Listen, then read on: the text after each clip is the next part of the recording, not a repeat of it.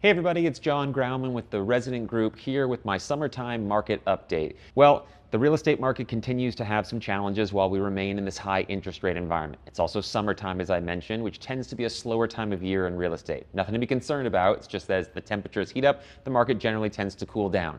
Now, high interest rates are the common denominator that everyone has to contend with, but there are additional challenges here in LA, like the ULA mansion tax and the aftermath of the wildfires that have made things particularly difficult, and I'll touch on both of those for just a second. So let's talk about the Palisades fires because I know that's a key concern for a lot of people. We just had the 6-month anniversary of the fires. There were about 6,900 homes that were tragically lost in the fires. Since then, we've seen 107 lots that have sold so far, 25 lots that are currently in escrow, and 219 lots that are actively on the market, with about 3 new lots coming to market every single day.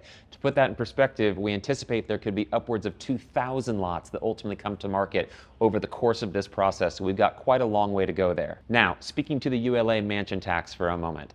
Thus far, the city has collected approximately $700 million in tax revenue, which falls very far short of what their projections were, which was nearly double that amount in 2 years' time. Of that $700 million, only $913,000 of it has been allocated towards various homelessness and low-income housing efforts, while $13.4 million, nearly 15 times that amount, has been allocated towards administrative fees, whatever that means. So hopefully the city is going to be doing something more productive with that money in the coming months, and if nothing else, hopefully they will give some reprieve to all of the Palisades residents that lost their homes. Now, one of the big issues that I feel not a lot of people are talking about is the inventory issue, and it's not the same inventory issue as we had before, where there wasn't enough of it and the supply was outweighing the demand. In this case, we're actually seeing an inverse of the imbalance of that problem.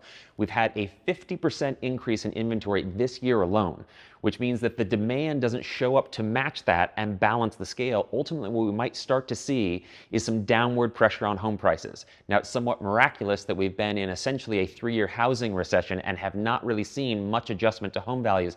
But again, that could change if we continue to see this increase in inventory with no adjustment in interest rates. So don't be surprised if you see properties that are accumulating longer days on market. That's customary in the kind of market that we're in.